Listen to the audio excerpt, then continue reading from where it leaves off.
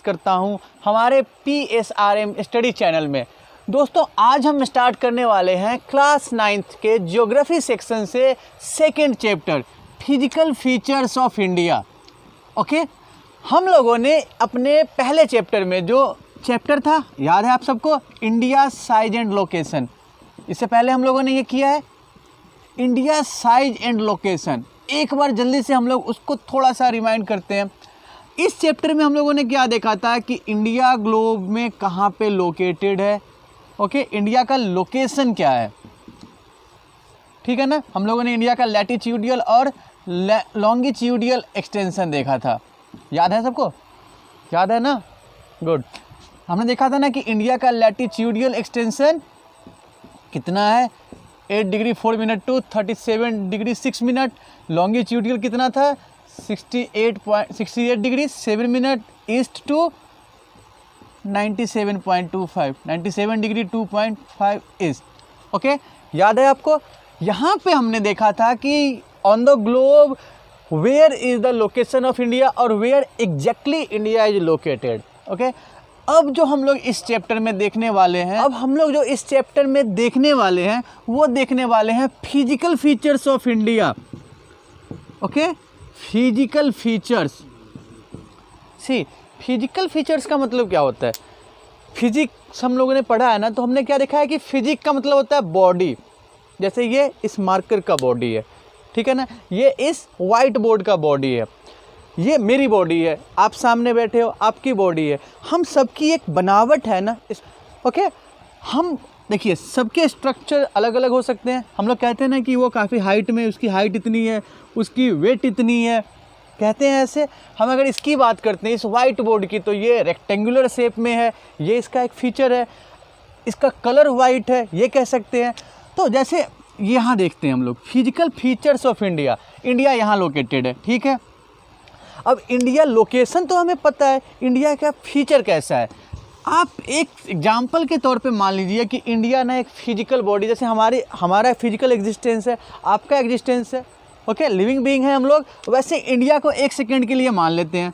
आप मान लीजिए कि इंडिया का एक चेहरा है, ठीक है, तो हम देखते हैं कि इंडिया के चेहरा की क्या विशेषता है, इंडिया देखने में कैसी है, ठीक है ना। इसी को हम लोग बोलते हैं फिजिकल फीचर्स, मीन्स देखने में कैसे हैं, उनकी विशेषताएं क्या है, ठीक है। हम किसी ज्योग्राफिकल प्लेस की बात करेंगे, ज्योग्राफिकली अगर हम फीचर्स की बात करते हैं किसी प्लेस की, तो वहाँ पे हम 5 चीज़ें देखते हुए चलते हैं, ठीक है। सबसे पहले माउंटेन्स, प्लेन्स, प्लेट्यू, ओके, और आइलैंड्स, डेजर्ट्स। देखिए इंडिया जो है हमारा, ठीक है, नॉर्थ से साउथ, वेस्ट से ईस्ट, इंडिया का जो साइज है 3.2 मिलियन किलोमीटर स्क्वायर, पढ़ा है ना पीछे हम लोगों ने। तो ये जो इंडिया इतने बड़े एरिया में फैला हुआ है, उसमें माउंटेन्स भी है, उसमें प्लेन्स भी हैं, उसमें डेजर्ट्स भी हैं, प्लेट्यूज भी हैं, आइलैंड्स भी है, ठीक है। लोग इस चैप्टर को काफ़ी अच्छे तरीके से समझेंगे और मैं उम्मीद करता हूँ कि आप लोग पॉजिटिवली इसमें पार्टिसिपेट करेंगे। ओके, तो चलिए बात करते हैं हम लोग आज इस चैप्टर की physical features of India. Okay, देखिए हमारा जो इंडिया है, आप अगर गौर से देखिएगा तो दुनिया की जितनी डाइवर्सिटी, जितनी पॉसिबल डाइवर्सिटी है, आपको अपने इंडिया में मिलेगा, ठीक है। इक्वेटर के पास का जो एरिया है, ठीक है, वहाँ पे आपको इक्वेटोरियल क्लाइमेट मिल जाएगा, जैसे अंडमान वगैरह हो गए, वहाँ पे आपको क्लाइमेट साउथ में ही देखते हैं आप, ठीक है।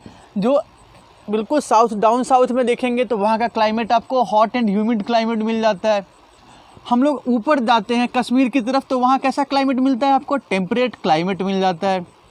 क्लाइमेटिक डाइवर्सिटी इंडिया में अलग अलग तरीके से है। आप अगर वेजिटेशनल डाइवर्सिटी देखते हैं, हम लोगों ने क्लास 7 में भी पढ़ा है वेजिटेशनल डाइवर्सिटी, तो इंडिया में आपको डेजर्ट वेजिटेशन भी मिलते हैं, ठीक है।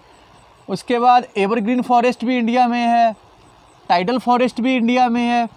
तो वेजिटेशनल डाइवर्सिटी भी इंडिया में हर तरीके से प्रेजेंट है यहाँ पे। ओके, हम अब इस चैप्टर में जो हम लोग देखने वाले हैं वो बेसिकली ये है कि इंडिया का एग्जिस्टेंस कैसे हुआ। देखिए कोई भी जगह का फॉर्मेशन कैसे होता है तो उसके फॉर्मेशन डिपेंड करते हैं बहुत सारी एक्टिविटी पे। जियोलॉजिकल एक्टिविटीज़ होते हैं, ठीक है, weathering of rocks, weathering of rocks, ठीक है, वेदरिंग ऑफ रॉक्स। उसके बाद इरोजनल एक्टिविटी के कारण भी होते हैं, erosional activities, okay. Erosional activities के बाद डिपोजिशनल एक्टिविटीज़। देखिए किसी जगह पे जैसे वेदरिंग ऑफ रॉक्स का मतलब क्या हुआ कि कोई रॉक है वो टूटा, ठीक है, वो टूटता चला गया और एक टाइम के बाद उसका एक अलग शेप बन गया, ठीक है।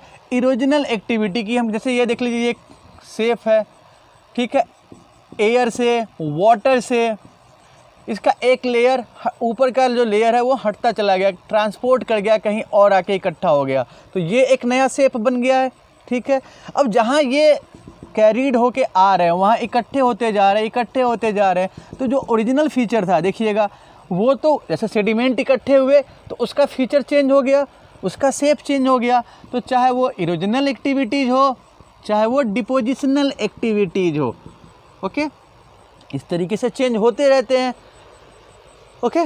अब देखिए जैसे हम अपने इंडिया में ही बात करते हैं, रॉक्स देखते होंगे तो यहाँ पे बहुत तरह के रॉक्स हैं। कुछ रॉक्स ऐसे हैं जो बिल्कुल हार्ड हैं जैसे मार्बल, ठीक है, जिसका यूज ताजमहल बनाने में किया गया। कुछ रॉक्स काफ़ी सॉफ्ट होते हैं जिसका यूज टेल्कम पाउडर बनाने में किया जाता है। अभी गर्मी आ रही है तो देखते होंगे टीवी पे दुनिया भर के ऐड आने शुरू हो जाते हैं, डर्मीकूल, नवरत्न, ठीक है, तो उस वैसे जो पाउडर होते हैं टेल्कम पाउडर, उसमें उन सॉफ्ट रॉक्स का यूज किया जाता है, ओके।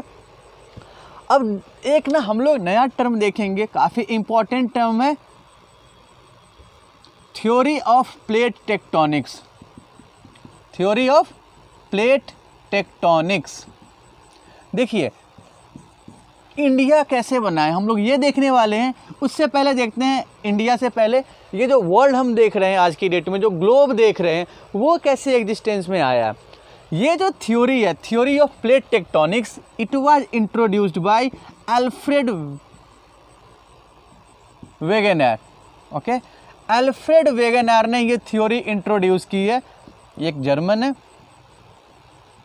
इन्होंने क्या बताया है कि आज जो आप ग्लोब देख रहे हैं, जो 7 कॉन्टिनेंट में अलग अलग दिखाई दे रहा है आपको, अफ्रीका, यूरोप, ठीक है, एशिया, ऑस्ट्रेलिया और आपको अंटार्कटिका।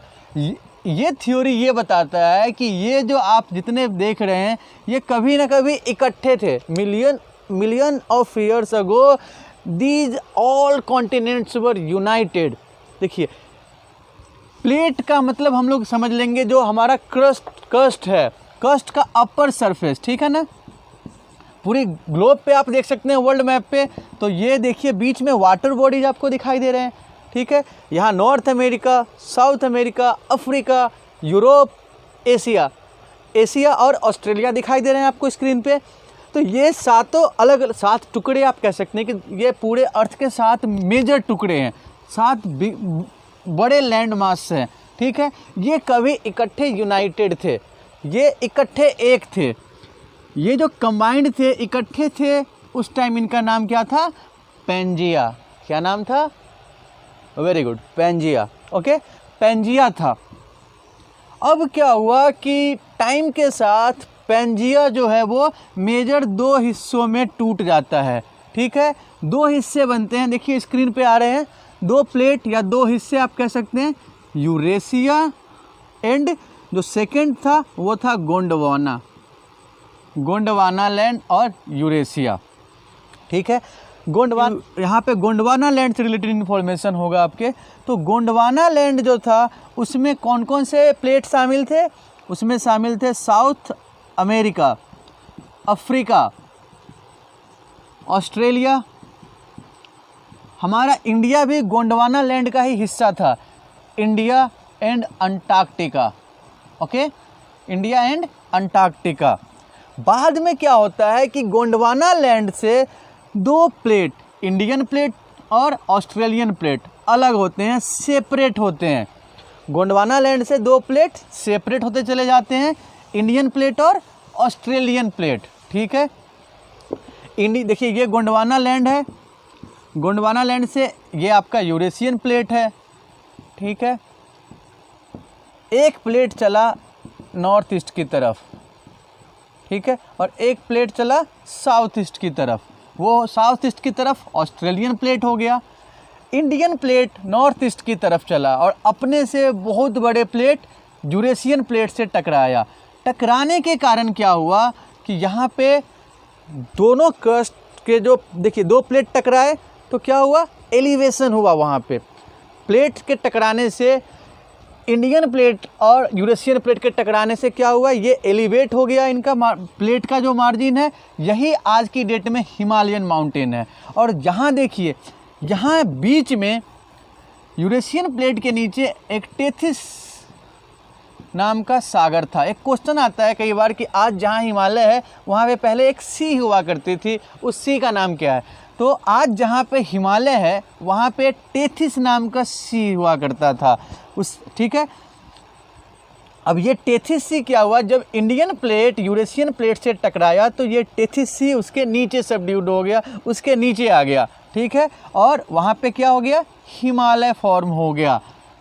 हिमालय का फॉर्मेशन कैसे होता है? तो हिमालय का फॉर्मेशन गोंडवाना लैंड के गोंडवाना लैंड से इंडियन प्लेट के सेपरेट होने के साथ, जब इंडियन प्लेट यूरेशियन प्लेट से टकराता है तो उनके कोलिजन से जो एलिवेशन प्लेट का क्रिएट होता है वो आज की डेट में हिमालयन माउंटेन है।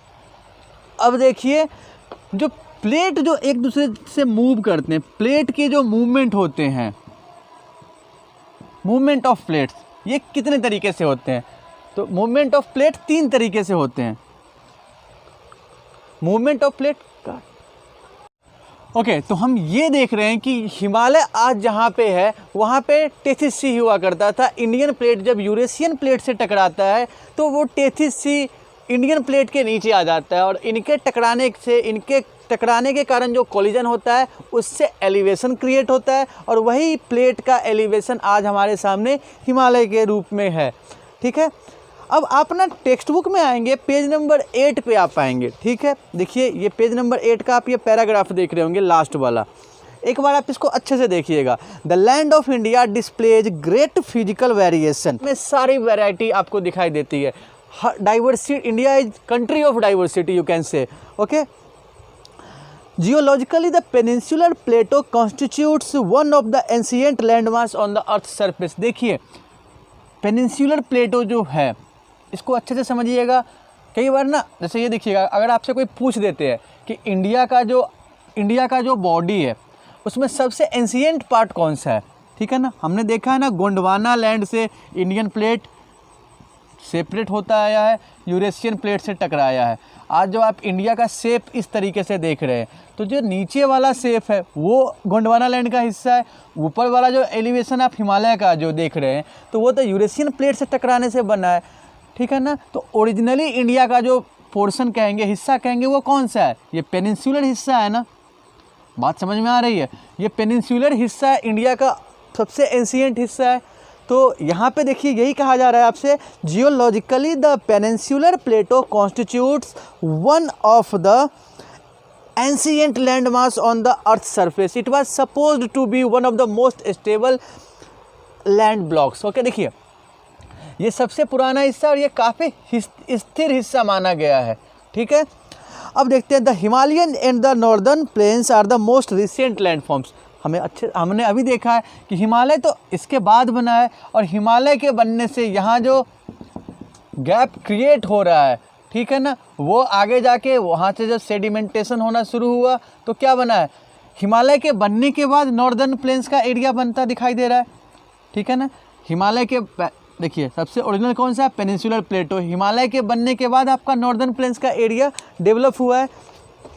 सो ये हिमालय हो या प्लेन वाले नॉर्दर्न प्लेन्स हो, ये पेनिनसुलर प्लेटो के कंपैरिजन में काफ़ी नए एरिया है, okay. From the viewpoint of geology, Himalayan mountains form an unstable zone. The whole mountain system of Himalaya represents a youthful topography. हमने हिमालय के साथ हमेशा ये देखते हैं, आप देखिएगा Himalaya a young fold mountain, young and fold mountain, ठीक है ना। यंग कहने का सेंस क्या है हमारा कि जियोलॉजिकली हिमालय का जो एग्जिस्टेंस है वो नया है। औरों के यूरेशियन प्लेट के कंपैरिजन में, गोंडवाना लैंड के प्लेट के कंपैरिजन में हिमालय एक नया एग्जिस्टेंस है, ठीक है ना। तो इसलिए हिमालय को यंग कहा गया, ठीक है, यंग माउंटेन है हिमालय। चलिए, और हिमालय का जो ये जोन है ये काफ़ी अनस्टेबल है। अनस्टेबल इसलिए है क्योंकि ये नया है, यहाँ पे प्लेट के मूवमेंट होते रहते हैं। आप कई बार न्यूज़ में सुनते हैं ना कि हिमालय के जो जोन है वो अर्थक्वेक प्रोन होते जा रहे हैं। तो उसका रीज़न क्या है कि ये यहाँ पे प्लेट के मूवमेंट होते रहते हैं। एक देखिए आपके लिए क्वेश्चन है, do you know most volcanoes and earthquakes in the world are located at plate margin but some do occur within the plates. देखिए ज़्यादातर जो हमारे अर्थक्वेक हैं या वोल्केनो हैं वो प्लेट मार्जिन पे लोकेटेड है। प्लेट मार्जिन कहने का मतलब क्या होता है कि देखिए जो प्लेट के मार्जिन है ये कंपैरेटिवली वीक होते हैं, ठीक है ना। तो ये वीक होते हैं तो इनके टूटने के चांस ज़्यादा होंगे। वही चीज़ आप देखिए कि जैसे नीचे जो मैग्मा है वो जब हीट होंगे ऊपर की ओर उठेंगे तो जहाँ पे फॉल्ट होगा, जहाँ पे क्रैक होगा वहीं से तो वो निकलेंगे ना। एग्जाम्पल आप देख सकते हैं कि बारिश में छत से जो पानी टपकता है तो वहाँ से टपकेगा जहाँ से छत का जो आप देखते हैं वो वहाँ पे कोई लीकेज हो तभी तो पानी टपक के नीचे आता है, ठीक है ना। इसी चीज़ को आप यहाँ समझ सकते हैं कि जो प्लेट मार्जिन है वहाँ पे जो ज्वाइंट्स है वहाँ से वोल्केनिक इरेप्शन ज़्यादा होने के चांसेस होते हैं। क्यों होते हैं? क्योंकि वहाँ प्लेट मार्जिन के कारण, ज्वाइंट्स के कारण इसके टूटने की संभावना ज़्यादा होती है। ओके, आज हम लोग इंट्रोडक्शन क्लास में इतना ही करेंगे। हम लोग अपने अगले सेशन में डील करने वाले हैं फिजिकल फीचर्स ऑफ इंडिया में, ठीक है। Major physiographic division of India, major physiographic division of India, ये हम लोग अपने नेक्स्ट सेशन में करेंगे। ओके, तो मैं उम्मीद करता हूँ कि आज के सेशन को आपने एंजॉय किया होगा और काफ़ी हद तक आप इसे आज जो भी बताया गया उसको अच्छे से समझ चुके होंगे। अगर फिर भी कोई प्रॉब्लम आती है, कहीं कोई कन्फ्यूज़न होता है तो आप निश्चित तौर पे अपने क्वेश्चन हमसे शेयर करें। स्क्रीन पे हमारा व्हाट्सएप नंबर आ रहा है तो आप अपने डाउट्स को इस नंबर पे शेयर कर सकते हैं। Thanks for your